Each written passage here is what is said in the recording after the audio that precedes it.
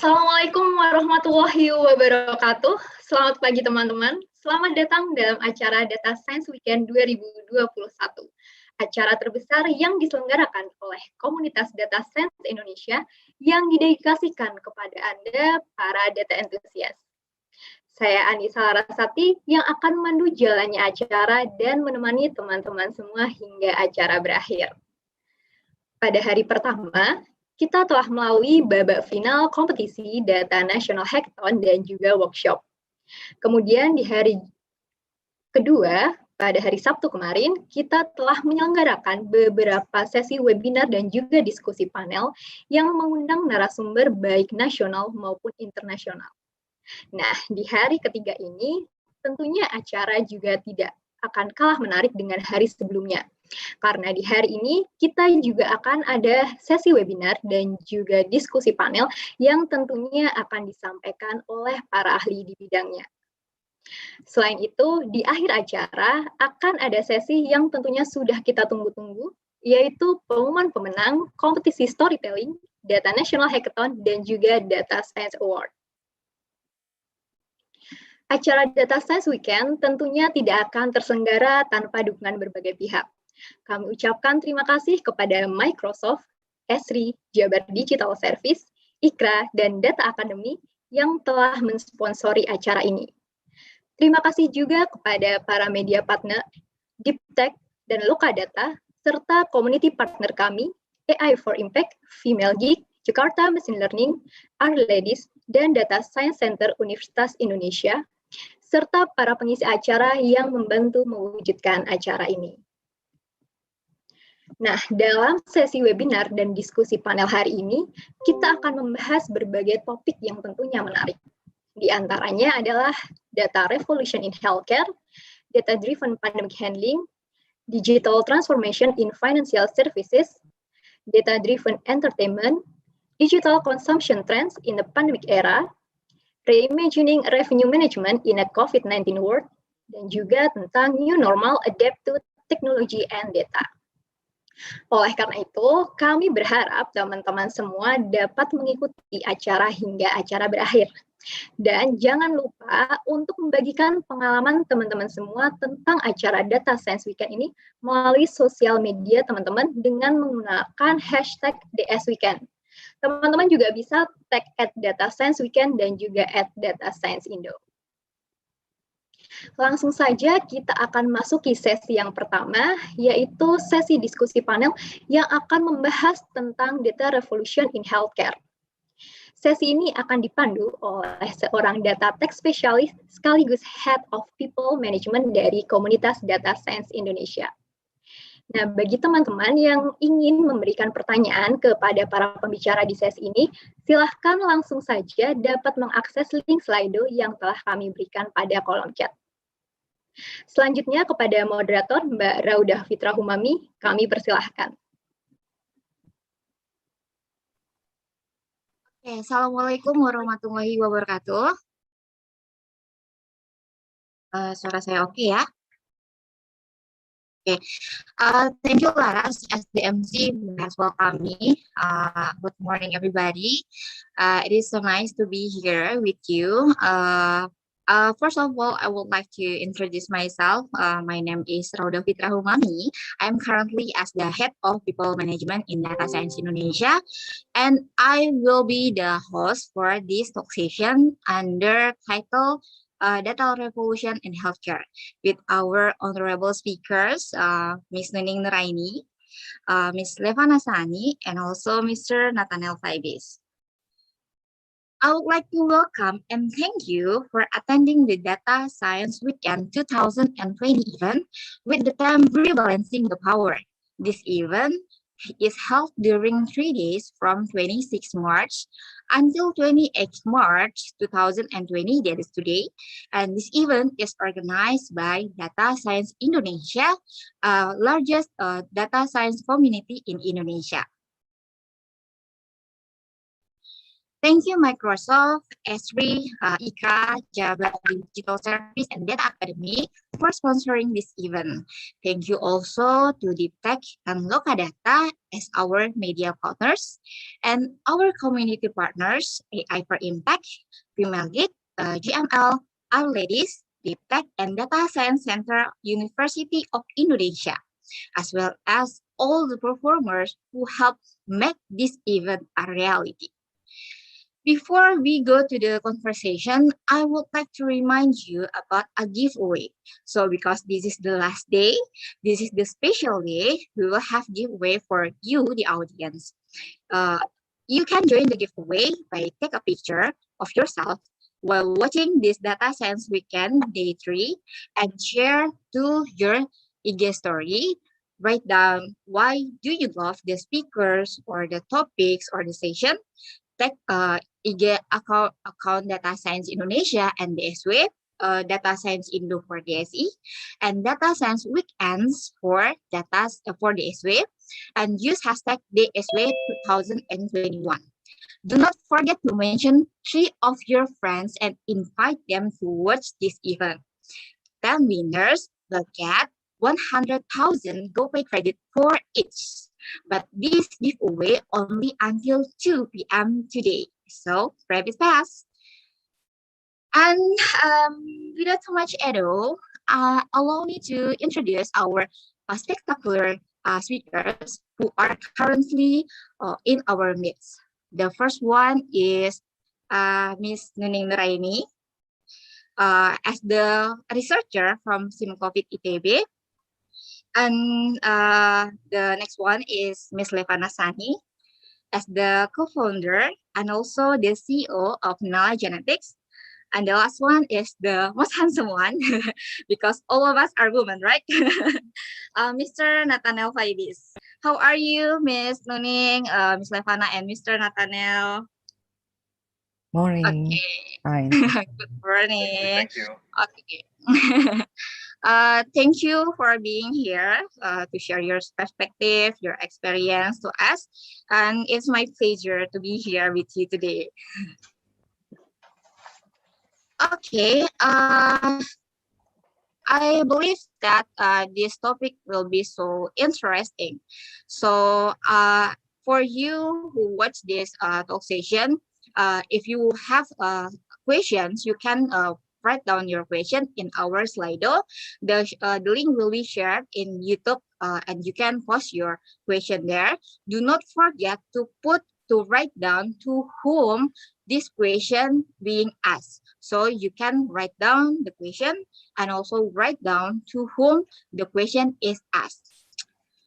Okay, then we can start the conversation. Here, I believe that the audience cannot wait for the questions. So I will start the question, and the first question is around the data science and healthcare. Of course, this topic is about the data science in healthcare. So the data digitalization and the existence of data science already transformed various sectors. One of them is healthcare. The implementation varied from biomedical, pharmacogenetics, predictive analytics, and also digitalized healthcare services. This phenomena is open up our mind. Sorry, is my voice clear? Yes. Okay, thank you. Okay, this phenomena open up our minds in how data science enhance in healthcare itself. And the first question, I think I will ask to Mr. Nathaniel. Okay, Mr. Nathaniel, according to you, how can data science enhance the health sector in society? Welcome everyone. Thank you for inviting me this event. We on our side, on Hello Doctor, we believe that data science can help a lot for medical science in general. I mean, the first space that we're exploring the most is like supporting doctors in supporting patient diagnosing and supporting patient. So what we see usually is that when a patient comes in at a doctor, I mean, there's obviously like tens of thousands or hundreds of thousands of possible cases that the doctor will face. And doctors really are very, very good at remembering a lot of things because a lot of the studies are based on this, but there's a limit to it, right? And what we see on our side is that data science can become a very, very strong tool to support doctors in helping them make the right recommendation to patient, make the right prescription, make the right diagnosis. Medical science is all about data, right? I mean, you are gathering data about your patient, and then based on this data from the patient, data point for the patient, you are going to issue recommendation. And we believe that data science, machine learning, and doctors can work extremely well hand to hand together, right? So that's the first point where we believe that machine learning is doing amazing progress. We see in China huge development on this space. In Indonesia, we've had a doctor as well. This is becoming quite advanced and a very different way of doing medicine. The second big aspect where we believe that machine learning and data science is going to make a revolution in healthcare is on the remote diagnosis.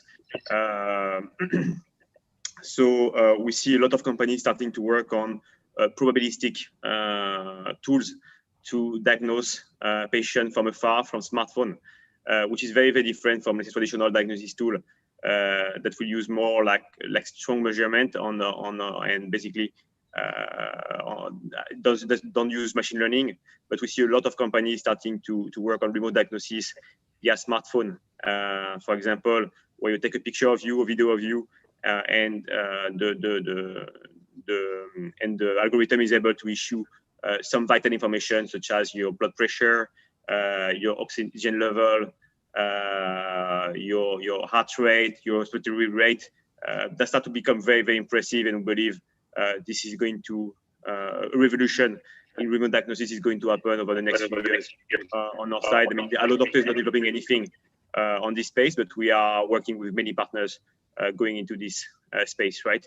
And the third aspect where Allo Doctor is moving forward is like personal recommendation to patients, right? So each patient is different. They may want to access different type of content. They may want to read different type of content, video. They may want to speak to different type of doctors. They may need a reminder at different space. And basically automating reminder, automating prevention content, and so forth is something where we believe that machine learning and data science can really support patient into living a healthier life. Oh, that's really awesome. So I can conclude that what our doctor does is simplify the life of every medical entities from the doctor side and also the patient side. The doctor can give the more accurate recommendation, and also the patient will be more simple to get a prescription or other thing that they need from the doctor itself. And this question is also related with SimCovid. So I think I want to ask Miss Nuning about this SimCovid. Miss Nuning, would you please to explain for us how SimCovid participates in determining the intervention carried out by the Jabar government to reduce the COVID growth rate?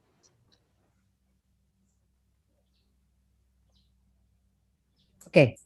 I think some SimCovid members provide input on future planning and determining prevention policies in terms of support from the model result, such as the effective reproductive ratio for 27 cities and districts in West Java province, or the short projection of accumulative cases. Basically, it is not straightforward taking part to reduce the COVID growth rate because we cannot interfere that factor. But still, it provides the necessary information and analysis from the related division to decision maker. Also, for example, the vaccination strategy simulation, the age structure modeling, and etc. Yes. Okay, thank you, Miss Nuning. Okay, all the things that relate to data science is not straightforward to reduce any kind of our problem. In this case, as about the COVID-19 growth rate itself. But this data science I believe from what you told us just now is that this predictive analytics help us to give kind of insight for any kind of intervention. One of them is vaccination. That's what I conclude from you. Okay. And this is very interesting. I believe that the audience also wait for the next questions. And I want to know from Miss Levana, actually I do some small research before this session and I found it very interesting. The situation is we always need adaptation, input in the enhancement of technology. And Ms. Stefana, what are the obstacles when utilizing the digital data in health sector analysis, especially in what you and your team do in combining pharmacogenetics and data science to improve the effectiveness of the prescription process? Yeah, thank you so much for the invite and the question. I think that's very interesting.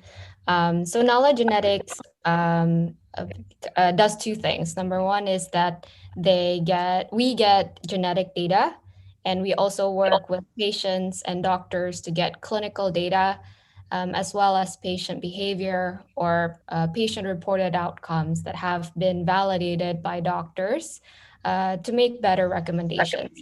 So the better recommendations can come into two parts. One is that it makes things more accurate or therefore more impactful. And the second part is that it makes it more cost effective, which means that it can be more affordable on a population basis. So we use data science or in two ways, basically. We therefore, in the activity that we do, we collect, we analyze, and we visualize and make our partners or help our partners make better decisions based on the analysis that we do. The challenges that come with all three activities are wide ranging, I would say. So, and I'm sure the other panelists would know as well, when you're data capturing, I think in a sector like healthcare in Indonesia, there's not a lot of kind of centralized data bank or biobank that can be mined easily.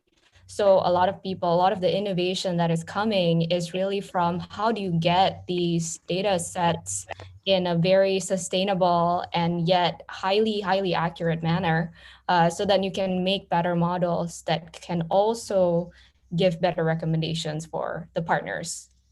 That's always an issue.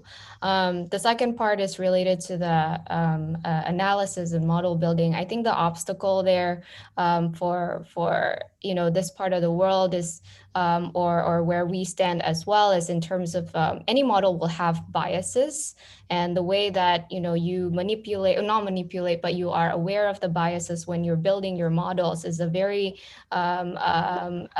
important exercise and awareness to have, and that comes sometimes with experience. And so the fact that data science today in Indonesia is new and exciting, and it's being implemented, I think there's a lot of things that we can learn from markets and places where have done this implementation in a larger scale and have embedded this maybe in more of a regulatory setting, that can actually be therefore more useful for, especially in healthcare.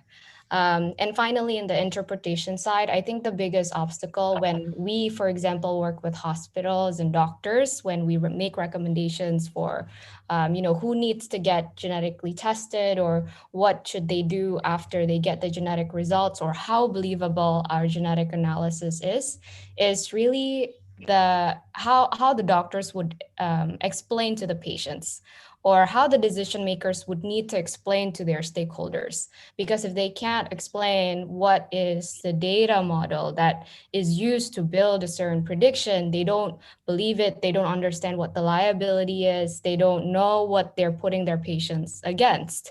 And so being able to have practitioners and decision makers in the field who actually understand the benefits and the dangers of implementing data science in these different applications is truly so important to be for startups and practitioners to do this and to thrive in this field. So I would say some of the obstacles are that I'm sure there's a lot more in different applications that people can add. Yeah, it's a lot. It sounds really a lot of obstacles, more than what I expect actually. Okay, so I can conclude that one of the problem is about the not integrated data of medical records of a patient. I can imagine that if I, for myself, if I move to another place, I need to find a new doctor, and then I will start all over to explain about my disease, and after that I will get new prescription, and then I will wait until 2 months, until 3 months to know what is the reaction of the medicine. I think it's really overwhelmed, and sometimes I decide not to go to doctor. Yeah, it's so important to really build that trust with the doctors, and so I think data science can definitely help a lot with that, because it's also very aligned to evidence-based practice that a lot of doctors are starting to move towards as well, as already a core practice of what they do. Yes, this is really impressive, really. And okay, then, thank you, Miss Nala. Why I call you Nala, Miss Levana, sorry. And the next question is about the. I think I would like to ask this question to Mr. Nathaniel as the CEO of Allo Doctor. Regarding what Allo Doctor does in connecting a lot of service and make them digitalized. What kind of data? We know that this service of course has a lot of data, and can you elaborate to us what kind of data do we need for health sector analysis? I think it really depends on the objective, right? As a company, on what you can do, definitely regarding what is possible according to regulation, right? So, I mean, most hospitals today are trying to gather some type of medical records, right, about patients. That's the case for most hospitals. So basically, you will know the history of the patient, like the chronic condition, when they were sick and everything. Every consultation will be categorized with a code that is called ICD-11, which is something that is a standard for classification in the medical industry. So, for example, you go to an hospital and the doctor will put an ICD-11 code to your diagnosis inside your consultation, and this will be entered into your medical record, which will be very useful. And you also have like a lot of metadata, right, around the patient. So metadata such as your age, your gender, are you pregnant or not, and so forth and so forth. So basically, with medical record, you end up having a lot of information. The challenge with medical record is that usually they are not really user friendly. So doctors don't like them and they don't find them really useful. And that creates a huge issue where basically you need this data to get something structured. But one of the huge issue on this one would be the UX that you are providing to doctor, right? If the UX that you provide to doctor, UX means user experience that you provide to doctor to fill those medical records is not strong enough, doctors will get demotivated relatively fast, right? And if you don't get doctors motivated, then the quality of your data in the hospital will be fairly small, basically, and then you will not be able to work on it or do anything about it, right? So strong medical record, structured medical record is a huge challenge. It's something that most countries are failing at. You have a few successes around the world, but it's extremely complex. And the main complexity is strangely about user experience, right? Meaning that when you speak to doctors, they quickly get demotivated about entering this data and those data points into a meaningful system. So that's a real challenge. And we believe it can be solved, obviously, but you have a lot of legacy system that makes it hard to change fast. And hospitals need to implement things in a fairly structured way. So that's the first issue, right? Second issue would be about interoperability. So every hospital may have different data point, different system. Systems don't communicate well with each other. Today, there's not such a thing, I believe, as a national repository between hospitals. So basically, you don't have one database of medical patient data that can switch to hospital from clinic to clinic, and that doctors can share with each other, right? So every time you go to a new medical facility, basically the hospital will be clueless about your case, right? So one of the big challenge as well on the data in the future, and that can be used and collected, will be about data interoperability between medical partners, right? So you will need companies that are able to help hospital to interoperate within each other. If you want basically a doctor, I mean, the ideal stage of thing is that you go to any doctors in Indonesia, they have access to your file, able to open your file, and they're able to access some kind of interoperable system where they see the medical record, the full medical record of the patient filled in the proper way, right? That works in theory. Obviously, that's something that a lot of people are trying to build. It's extremely hard to operate in practice, right? But without that, it will be possible to build a full medical record of patient without the partnership with offline facility. It may be difficult. For our doctor, I mean, we have some limitation, obviously, as a health tech company, meaning that we only do, let's say, the first teleconsultation of patient, but we don't follow up. We don't have the data of what happened inside the hospital on our side. So we collect medical information from patient to an extent on our side that help us to support us in the different tool that we are building. And I believe that when you look at patient, that's the same thing like any other companies. I mean, you are looking at metadata about patient, like the age and gender. Are you pregnant? Are you lactating at the moment? Do you have chronic condition? That's something that basically a company like us will try to structure more and more. And then same thing, ICD-11 and everything.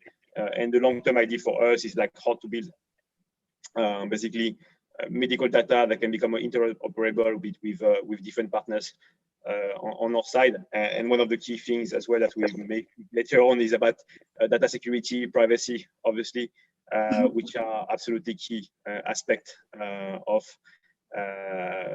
building anything related to healthcare. So this is really a lot of issue, I guess, and yeah, this is also related with what Ms. Levana just explained to us right now. One of them is about the integrated medical records, and I believe that what Allo Doctor does actually now can simplify. Not only simplify, but also help to integrate the data itself, and it will help a lot of people. And you told us about the data. You told us about the big issue that our doctor face right now. And I'm interested about. Do you think, based on your experience, what do you think the trend of data analysis in the future? I guess. So in terms of data analysis, I mean, it's so depend on what you want to do, right? So I think that everything that we develop will be application that help someone, right? So does it help the doctor? Does it help the patient? Does it help the hospital partner? So whenever collecting data from doctors, from patients, from anyone, right? I think the key question is about like who are you going to help, right? So collecting data in a little bit blind way, and then maybe hoping that someday is going to be helpful is a bet, right? But it may take a lot of time, right? So the most important thing is trying to understand like what kind of medical outcome or what kind of medical support do you want to provide to doctor, right? So for example, our doctor, I mean, we built our medical support tool for doctor, right? So you come, for example, and you say that you have a headache to our doctor, and then our machine learning algorithm will ask you automatically question. So not the doctor, but the robot will ask you a lot of questions about you, like how long did you have this headache? Do you have any chronic condition? Do you have medication at the moment? Did you have a trauma lately? And so forth. And then based on those questions, we will give a recommendation to the doctor. The doctor can decide to follow the recommendation or not, right? But on our side, it was really clear that we were creating, we basically built a let's say, our machine learning capabilities and data capabilities to be able to give those kind of recommendations to doctors has been on the top of our mind since the beginning, right? So not just collecting data and then try to analyze them, which is basically what usually happens, but basically trying to understand like what kind of data we need in order to build a very strong medical recommendation tool for doctors. Okay, Dan. Thank you. So it is about the recommendation. Another use case of data science in healthcare is also about the prediction analytics. And this is related with what Ms. Nuning does with her team. So I would like to ask, according to your perspective, Ms. Nuning, what are the key challenges to adoption of prediction tools in healthcare? Okay, I think the key challenge is data availability. The prediction tools can only be useful if there is a well-defined documentation of data. In the scheme of mathematical modeling, there is a process of calibration, recheck, augmentation, improvement, and etc. This process is need to produce a reliable model. If the data for validation and benchmark are not available or unreasonable, we cannot be sure how useful or not the tool is. So it is relatively useless. And more than just data in tables, I think data science can combine a lot of information with available data, compare to many things, and to determine recommendation or enhance the modeling solution for health sector problems. Yeah. Okay, thank you. So it is interesting. We know that data is over. Okay, perhaps I would say if what our experience, the big problem is getting a proper quality of data and integration those to accessible database sources, as the previous speaker said. And at first, we also have tried to find the data related to COVID-19. In a sample active case, the number of death, positivity rate, testing capacity, etc., from Indonesian official COVID-19 website. But unfortunately, this is not a smooth process. So we made a collaboration with Kawal COVID.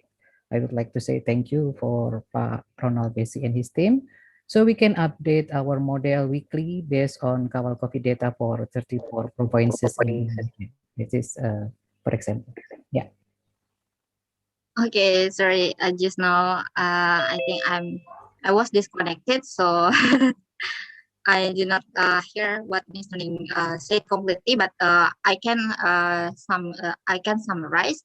So I do agree with that problem. I remember in the beginning of pandemic, we in Data Science Indo and also me myself doing kind of small research about this COVID, and the problem is about the data itself. The data is not standardized. The data is not available, and the other problems. But this is actually a little bit interesting, because we know that the data is everywhere right now, but everywhere we try to find data, the data is not available.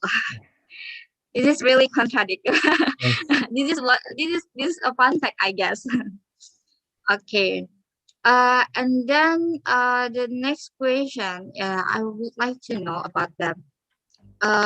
Maybe this is related also with our doctor. So, what business models will be used to value prediction tools in healthcare?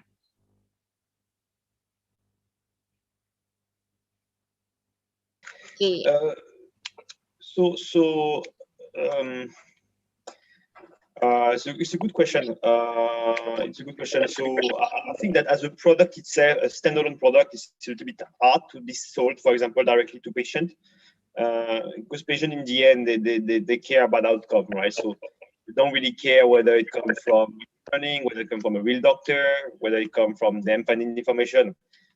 Patient care about perceived outcome to cure their condition. So doesn't really matter for the patient directly, right? So most business model will be basically either companies that want to enhance their own service to patient, or whether basically B2B company that are trying to sell basically capabilities to existing partners that are treating patients. So, for example, us were supporting recommendation to doctor, supporting remote diagnosis, prediction analysis as well for patient, so forth and so forth, right? So I think the key will be basically proving to medical professional, proving to medical partners such as hospital and clinic that you can do few things, right? That you can improve medical outcome for patient, that you can make their product, their service look more valuable, and to also increase productivity for doctors, right? So that's one of the key aspects I think that will happen worldwide, is that obviously if you can save time to nurses, to doctors, into being able to diagnose faster or basically treat more patients at the same amount of time, there will be a lot of business that will come. That's I think the number one thing, right? Number two is like really about what we discussed about medical record, right? So if a company is able to provide great UX for medical record to clinics, hospital, doctors, and if they are able as well to provide something that is interoperable between medical partners in order to have like structured nationwide medical record, I believe there will be also very, very strong business that will develop in the coming years in this space. Okay, thank you, Mr. Nathaniel. And I think I have and also the audience have a lot of things to ask. And the last question from me before we go to the Q&A session, I want to ask all of you, Ms. Nuning, Ms. Levana, and also Mr. Nathaniel, according to you, how do you see the leverage of data digitalization improve the healthcare sector development in the future?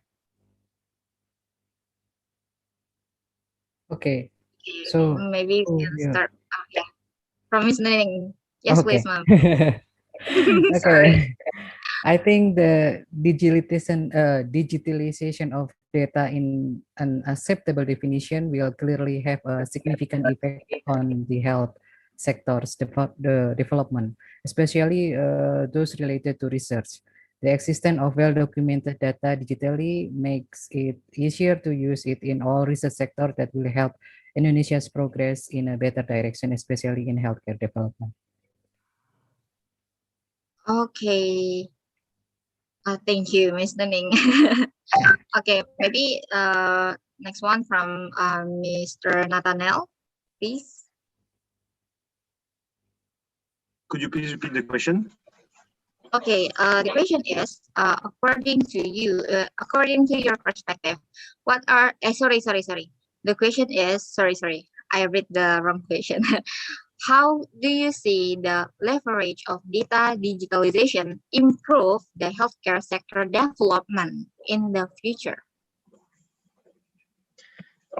Yes, that's going to be very, very important, definitely. So just to repeat, I mean, the different things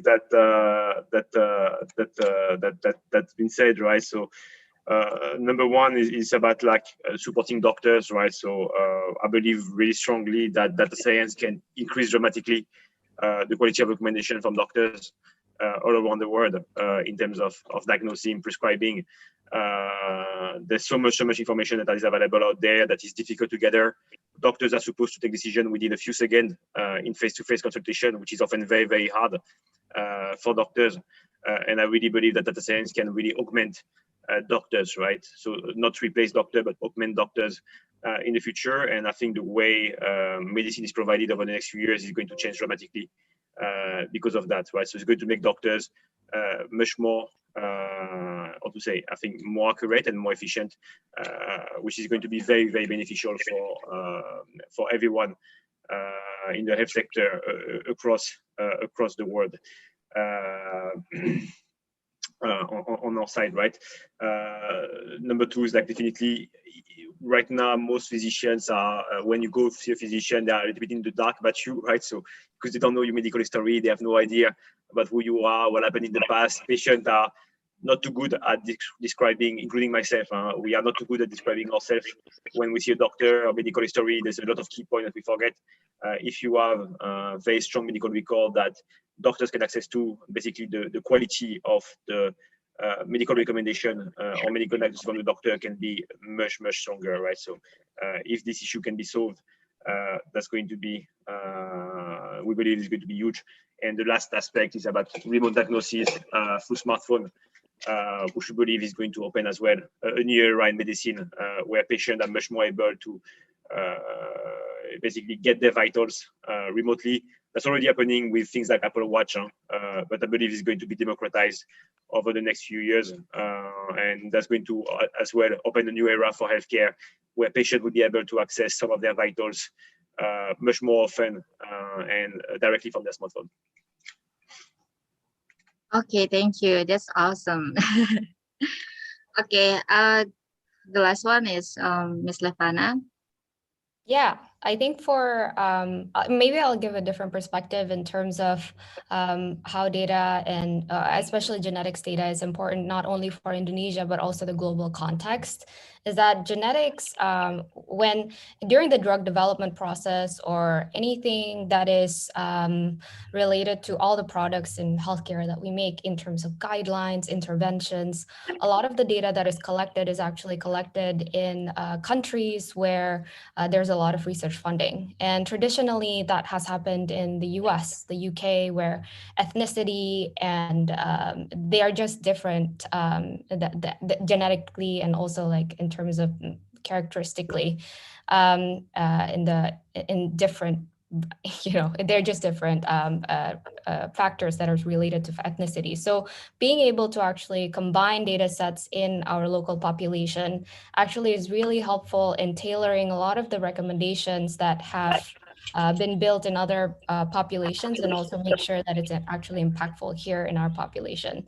And not only that, other people or other similar ethnicities can also benefit from understanding what is the difference or the uniqueness of their population. And when pharmaceutical companies or big companies who are developing interventions, guidelines, and pharmaceutical products take a look at these different data sets that will benefit the world sort of to make better, more holistic care and more holistic interventions. So I think data, especially in Indonesia and developing countries, is not important just internally. It's also important for a global movement that we need to do this because it's important for them to have a more robust data set in order or when they're actually making these recommendations that is implemented internationally and globally. And that's what partly is Knowledge Genetics is trying to do as well. Good luck for knowledge genetic. Yeah, I believe that if this is implemented and also what Ms. Nuning said and also what Mr. Nathaniel said about the future of healthcare sector, and if the data is already integrated, maybe from the healthcare service and also from another domain, and all of them can be tailored. The information can be tailored. I think this will be awesome and help a lot of people. So this is the last question, and maybe we can move forward to next session. That is the Q&A. I believe the audience have a lot of question in their mind, so I think we can read the question from them. But before we move forward to the Q&A session, I want to remind you, the audiences, about the giveaway. So since this is our last day, this is a special day, so we have a giveaway for you. If you want to follow the giveaway, just a picture of yourself while watching Data Science Weekend and write down your opinion or your reason why you like this session, why you like the speakers, and tag Data Science Indo and Data Science Weekend's Instagram account. Use hashtag DSW 2020. Mention 3 of your friends and invite them towards Data Science Weekend 2020 because this is the last day. And the 10 winners will get each 100,000 GoPay credit.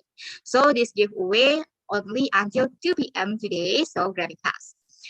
And I would like to remind you about the feedback form. So please fill out the feedback form because we can only give the e-certificate to those who fill up the feedback form. So you can find the link in our YouTube channel. And you still can put your question in our Slido. The link is also in our YouTube channel. So I think this is time for the question. Maybe operator can share the question.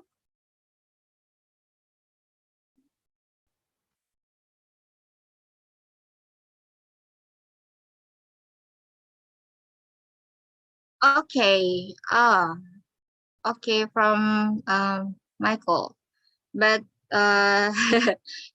he didn't put whom the question being asked. So I think I will read the question first. Any plan for collaborating private sector and the government, especially in the healthcare sector? How about the current condition? Is the data valid for both? I think I will ask to Mr. Nathaniel first. Yeah, we had a lot of collaboration with Kemenkes related to COVID. So at the beginning of the COVID crisis, for example, we had a medical chatbot, basically helping you to know what to do when you have COVID symptom. And the information has been shared for the last year. We shared this information with the government, with the approval obviously of the patient, so that the government can basically contact the COVID patient and direct them to the right facility. That's number one. Now with the vaccine, it's to be same. There's a lot of screening that needs to be done before vaccine. We have developed our medical chatbot to help screen automatically the patient and communicate this information to the authorities. So that's definitely some big part where there's already collaboration on our side. I think the big picture will be about medical records, same thing, right? I mean, if traditional medical record system, some kind of interoperable standards for all partners. That's something where in the future there can be a tremendous opportunity both for the public sector and the private sector to improve the medical quality of service across Indonesia. Okay, thank you, Mr. Nathaniel. Hope the question is answered. And hope the Michael is satisfied with the answer. Okay, then we will go forward to the next question. Maybe operator can help. Okay, I think I know this person. The question is from Arifudin Amhuda. The question is, what about the quality of health data management in Indonesia? What about the issue of patient data confidentiality? Okay, I think I will ask this to Ms. Levana. Would you please to answer the question? Sure. Health data management in Indonesia is not highly as regulated, for example, with more traditional company or industries such as finance, I would say. But it is categorized as the data that is that can have significant risk if is actually leaked. So they do have, I think there's already a few regulations that are being written by Kominfo in collaboration with Kemenkes as well. And there's also regulation separately for software as a medical device that is coming out. And those relate to as well as to how do you actually get the data, how do you actually store the data into the different maybe servers, either it's supposed to be located in Indonesia or, for example, in a cloud server, and also in what ways can a patient actually have control over the data set, which I think are all important aspects to making sure that it's all private and secure. I think so far what's been interesting is that a lot of these regulations have not yet been, I guess, disciplined in as much as other countries. For example, in Singapore, it is there's very clear regulation about if you're a data science company or companies that are collecting data sets, which certifications that you need to get, and in order to become commercial, or there's a lot more like gateways and validation and experiments that's requested by the government to do so. I think it's an increasing kind of practice here in Indonesia, but definitely it's a good trend to have. And so the fact that we have external or international kind of exposure and implementing that into Indonesian practices that is also growing has been pretty useful. And I'm sure it's just going to get better over time. Okay, thank you, Ms. Levana. Hope Mr. Arifuddin M. Huda satisfied with the answer. That's really comprehensive, I guess the answer is. And we can move forward to the next question.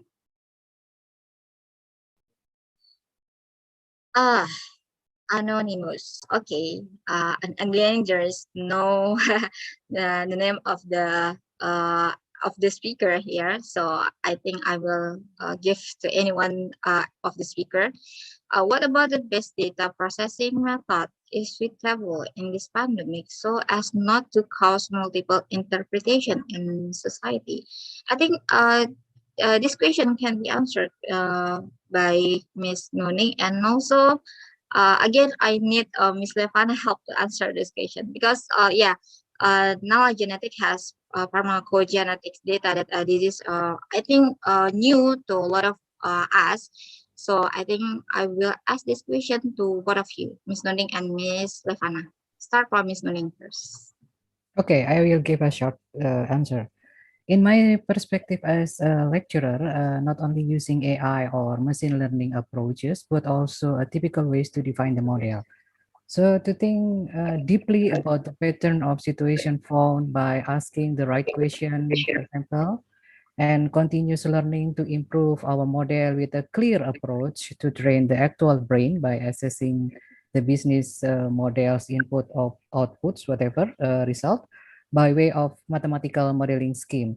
So yeah, there are a lot of models, and like Josh Box say that all models are wrong, but some are useful. We still struggling with in that situation because we are Civitas academician.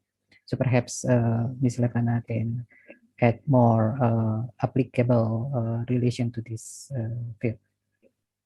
Okay, thank you. Yeah, thank you.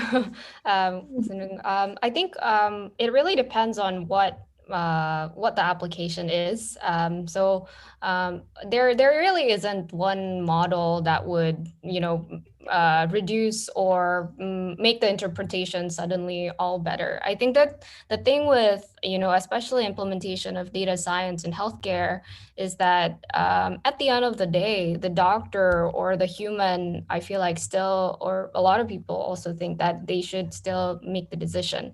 There are so many things about healthcare that data alone cannot solve, or a prediction model alone cannot solve. So yes, it can give recommendations, it can give screening, or it can prioritize or stratify a population to different risk factors and different risk groups. But at the end of the day, how you interpret the data into that context of when you're making the decision still is, it's not a prediction model. It's just based on so many other things. So one aspect maybe Actually, two examples is that for pharmacogenomics, there's this data processing in genetic data that is required called imputation.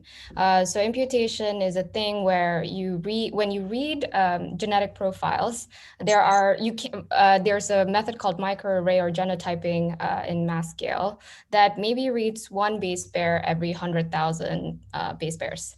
So which means that the things in between are missing. And the thing with the human DNA is that actually there's a lot of patterns that can be recognized by large amount of data sets to fill in these gaps. And so using machine learning and using a very robust model, you can actually predict if someone is an A and a T and 100,000 base pairs away, then it most likely you can actually fill in whatever is the rest. But that obviously comes with the cost of when you're predicting something like that for clinical use, you are sacrificing maybe accuracy, but it is truly, obviously more affordable than having to read every single base pair in the human body. So at the end of the day, is there a data model to the best impute a genotype that you're looking for drug response or whatever else that you're trying to predict? Yes, but at the end of the day, is 70% accuracy and 68% accuracy, it is going to matter a lot for the doctor at the end of the day. It really depends on how important that decision is in front of the patient right then and there, and making sure that you are communicating that pitfalls and accuracy and the method very well to the physician and to the scientific community is very important. And one other aspect of this is that when you're also creating recommendations based on prediction models, a lot of the counter aspect is also the cost, right? So for us, for example, we build COVIDmeter.id, which is a way for us to also integrate risk factors to predict positivity of COVID-19. The argument there is that you can make a much more effective population management, for example, for schools, for employers who are trying to get back to work. And so we will tell them, oh, these are your highest likelihood of COVID-19. You should test these people instead of testing everyone with, for example, with antigen or antibody tests. But that also in the cost of, the employers and the school knowing that no prediction model is perfect. They need to understand that when they test these higher risk people, you should also develop a care plan for those who are low risk. Make sure that they are also monitored all the time, right? So these kind of decision making for prediction models is always in addition to the care planning for for all the populations that you're taking care of. So there's not one model, but there's obviously so many other data science books out there that probably will explain to you how to make the best model out there. So Okay. Yes, I agree with what all of you say that. Modeling something is not like doesn't like put the whole of data into a model and the model directly give the prediction, give the recommendation. There are a lot of process between. There are a lot of process, pre-process, and then the other things that we have to face. We have to do between the steps. So I think that's the last question we can have, because time flies and we already in the end of the session. And I would like to summarize this session. So the healthcare sector is not only in Indonesia but also in worldwide is being transformed. So we are in the middle of a transformation actually, and the lot of obstacles as well as the lot of benefits that we can imagine, we can see nowadays, like better decision, and then this healthcare digitalized healthcare sector will ease people life and also a lot of and all of the medical entities also. Yeah, even though this is not an easy thing, a simple thing, but we are still in progress to have a better health sector, to have a better what I can say, to have a better health life, I think. Okay, I think that's the last question, and that's the summary from me. Because this is the end of the session, I want to again thank Miss Nuning Raini, Miss Levana, and also Mr. Nathaniel Fabies for the very impressive conversation this morning. I believe that there's still a lot of questions, but we are sorry that we cannot read all of the questions. And before we close the session, let's have a picture together. Maybe before, I want to call Alam and also Nabil as head, and Alam already here. And how about Nabil as the vice head of Data Science Indonesia? Nah, okay then. Okay, so I will count until 3. Maybe operator can help to take picture. Please give the best smile you can have this morning, the most beautiful and most handsome. Okay, 1, 2, 3. Say cheese. Cheese. Okay, again, another style. Okay. Another style, maybe a little bit more relaxed. Come on, this is morning. So give me the best relax you can show us. Maybe, yeah, like this. Okay, 1, 2, 3. Okay. Okay, thank you, Miss Nuning. Thank you. Oh, thank you. Thank you. Thank you, Nathan. Thank you. Nuning. Okay. Thank you, everybody. Bye. Thank you.